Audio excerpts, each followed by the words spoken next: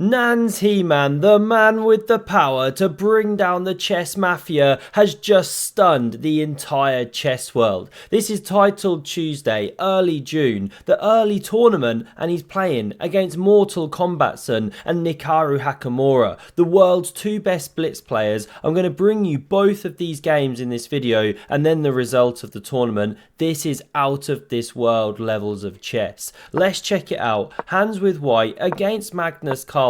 What a mouth-watering clash. He goes with the Italiano. He's an expert in these systems. Magnus keeps it solid and bishop e7. He never pushes the boat out against Hans. Wants to stay super solid. Knight c3, castles a3, but Hans Niemann having none of it. Watch this, because here he could castle, but no. He plays this tricky-dicky queen e2, and we've got a bit of king roulette. Where's it headed? Magnus now whispers, stack my bishop, and this is where Hans reveals it. He goes castles queenside here. He simply wants to eat Magnus with some fava beans and a bottle of Chianti.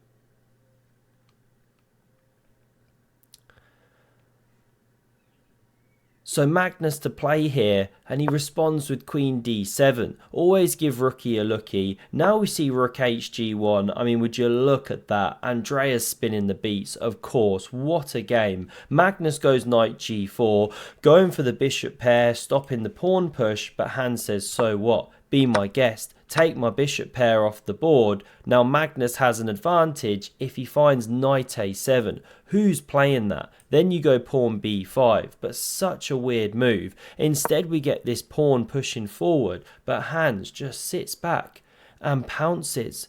Like an absolute chess mongoose, he plays this one here, preparing to eat the pawn, but also setting up this pin. So Magnus wiggles out the pin, but he doesn't yet take the pawn. I mean, this is so instructive. If you do that, knight a5 comes straight away. Now let's look at the difference in the game. Hans plays d4 immediately, going for the central control. I mean, d4 move, it just wouldn't even cross my mind. Very often one move is enough indicator. It's just like impossible to find d4. Absolutely impossible. Let's check if it's the main move, if it's the best move. It's second line, yeah. So everything is very clear to me about this game. I report, I block, and report. If you'd spent a tempo taking this and the knight's here, well, now you get things like knight c4 or bishop c4 because the bishop's left. Subtle stuff. This is a great way to play. Now the knight sidelines itself, but you're just not in time to get to c4 because wham bam slam, the pawn cracks on, shuts the center, Magnus pushed back, and now Hans just picks up that pawn. Looks dangerous, like there should be some discoveries, but there's actually not. Magnus plays the best move. It's pawn to c ships, wanting to open lines, and it looks like the knight is trapped, but actually you get this whirlwind of complications where b5 is good for black. I mean, thank goodness I'm using an evaluation bar here. Way over my head this stuff, but apparently after the complications, black's doing well. Makes sense when you're ripping open lines. So no b4. Instead, we get knight d2. I mean, incredible chess understanding. That's the top move. You know, say you started running your pawns or something, wasting some time. Black's attack is faster. So now in this position, we get bishop e8, and it makes you wonder, is Magnus goading b4? You know, bit of a waiting move, nothing special. Again, it's not great. b5 comes, complicated game. So Hans just drops back with that bishop. Understanding that after takes, he can play pawn takes, looking so counterintuitive to open your king, and he's doing okay here. But if he plays king b1, he instead takes with the pawn, it's not the best because now Magnus has a tactical shot. Can you find what he should play in this position? So the move here is rook takes on a3 because after captures, the queen crashes through with check. You've got a pawn and a piece for the exchange sacrifice, and you get all this pressure. The bishops are streaming out, the rook's on its way to join the party. Massive attack. Magnus normally finds this stuff so astute, right? But he plays pawn f5. Is this the Hans Niemann effect? And I'm not actually joking. Magnus definitely gets more nervous when he plays Hans because there's so much riding on it every game. He does not want to lose to this guy. There is no love lost there. So King B1 now played. No more tactics here. Sorry, there is tactics. What am I talking about? This is your last option, last moment for the tactics. But again, Magnus doesn't see it. Develops the bishop. Looks natural. But now rook c1. No longer does the tactic work. So queen c5 goes after the weak pawn. King a2 tucking into bed. Bishop g5. And I love this because the rook covers. Now Magnus does a bit of tickle. They're all giggling away. Now this one drops here. The bishop comes back. And Magnus has made a career of people playing this against him to cover the pawn, and then he's the one who starts pressing. Queen b6, bishop d8, whatever, right? Terrible arrow, I do apologise. But Hans Niemann plays knight f1. He's saying to Magnus, I'm here to fight. He's pushing him on the clock. He did the same against Hikaru. This guy is an absolute beast. And Magnus now cracks like Humpty Dumpty. Where are all the king's men? He should have brought this queen back, but he pushes the pawn. It's a terrible blunder because Hans Niemann now centralises this pony here, and there's a tactical issue. The rook's hitting the queen. If you go anywhere sensible, you name it, whatever, then you lose an entire bishop. You know, there's just no counterplay either. So what to do? We'll give the queen, of course. This is the fascinating struggle that we now have. Rook and minor piece for the queen. Looks like you're now winning one of the black bishops, but after Magnus takes, he counterattacks on the rook, so Hans has to save it. Now this bishop saves itself, and once again, this takes some winning, right? How often do we see Magnus turn this around? I've been milking it on the channel for years, but not today. Watch what Hans Niemann does here. First, how do you find a plan? Well, before Magnus can get too comfortable, he pushes the kingside pawns. Magnus kind of thrashing. I mean, this is truly epic. Understanding that you can push those ones forward. Magnus simply scrambling back as the king activates. Both players doing some activation. Rook f1, rook ce8, Magnus back and forth, and now look at this. Absolutely incredible chess understanding. Niemann plays. Rook takes on f4. Pooh.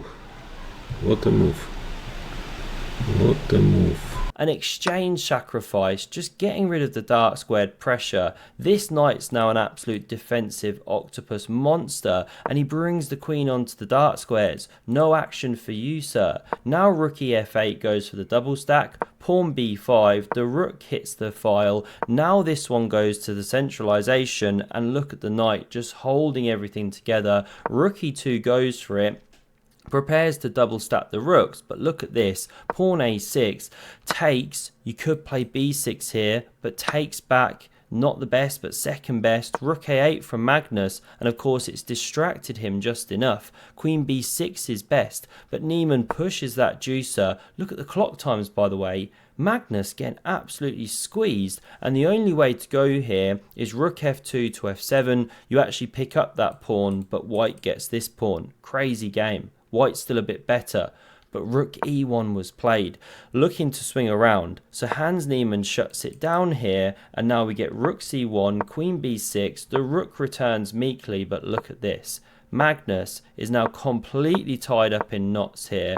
Hans Niemann running the second pawn, and after king f4, just about finding some play. How about this for a finish?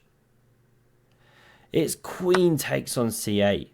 Rook recaptures, b7, and Magnus Carlsen resigns the game or loses on time. He just got absolutely dominated by Hans Niemann from start to finish. That was incredible. Wow. And now we jump to this, because that was round 9. This is round 10. And Hans Niemann's just like, yo, let's take down the chess mafia, as he calls them here. He goes bishop c5, a more aggressive placement. Hikaru goes for a similar kind of quirky queen move, same as Hans did against Magnus. Does bro think he's Hans Niemann here? Rook e8, h3. We get a bit of space gain. Pawn c3 played, and Hans just cracks on here. The bishop is attacked, and it gets saved. You just don't get commentary of that insight on other channels. Do consider subscribing if you haven't done so already. Really helps my self-esteem. And after d5 for the high 5, Hans kind of gives himself one as if he's catching a fly. Very odd moment. This knight starts rotating b6, and look what he's going for, because after knight g3 takes, it's an uncomfortable question. If you capture with the knight, well, this is the problem. Queen takes, you run into f5, and here Hans has got that BBC set up. Big black center, really struggling. Therefore, we see takes like this, but there's a new problem, and it's the hyper fianchetto. No, it wasn't a mouse slip. The queen's attacked, and the king can't castle that way anymore. Horrible position. Now, the engine wants to take the queens off, but I completely get queen c7 because there's a massive traffic jam, and black wants to hit it with a rook. Now you could technically take the pawn, but it looks suicidal when you're so undeveloped, opening more lines, right? So instead we see knight f5 and really astute understanding and defense here. Understanding queen g5, mate threats on the way. So dropping back with the bishop, absolute best move. Great to see you home, says dad. Do you want a little dinner? Now we see queen g5 going for the mate and setting up these ideas. So king h8 simply.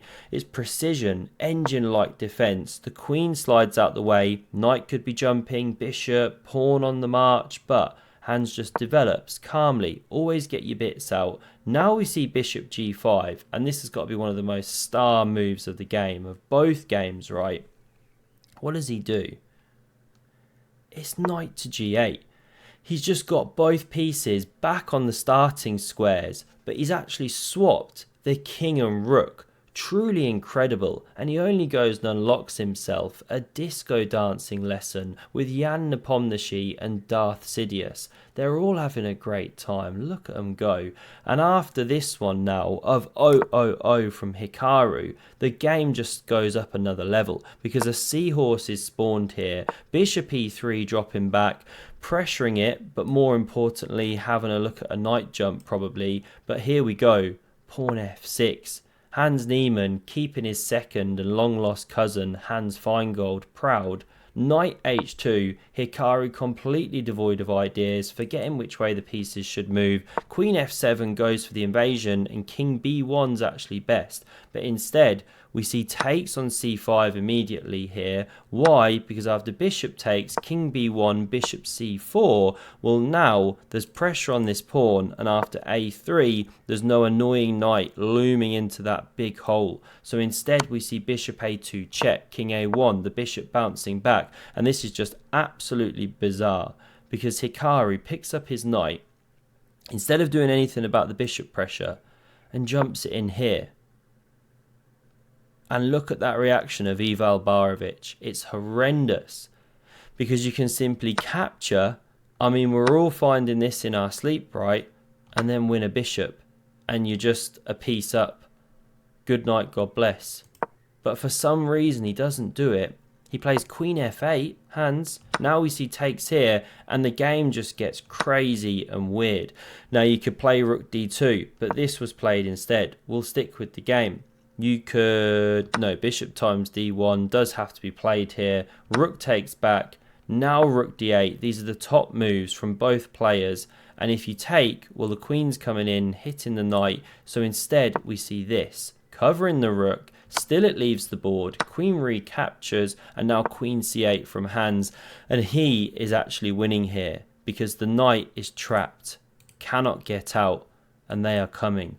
We see queen takes on a4, Hikaru going for the juicers, but after f3, queen d7, everything's solid as a rock for Hans, and now what to do but go on a massive pony maneuver. When you're losing, don't resign, just hop your horsey all over the board like some kind of deranged Kermit. Here we go, Hikaru's gone nuts, and finally after c4, knight e3, queen d3, takes. We see resignation. Chess speaks for itself. You know, it's -5. What to do? Imagine all the pieces leave the board. Well, that's all she wrote. Black is a bishop ahead and a pawn. Unreal stuff. Hans Niemann wins title Tuesday with 10.5 out of 11. I wish he'd gone for the clean sweep in the final game, because he made a quick draw in game 11 actually, and that's all she wrote. Taking down the Blitz Beasts there. Do let me know your thoughts down below. Unreal. And if you want to see these two guys, Hikaru and Hans, playing at the World Rapid in an incredible game, then have a look at the video on screen. Thanks a lot for watching, and see you soon. Cheers.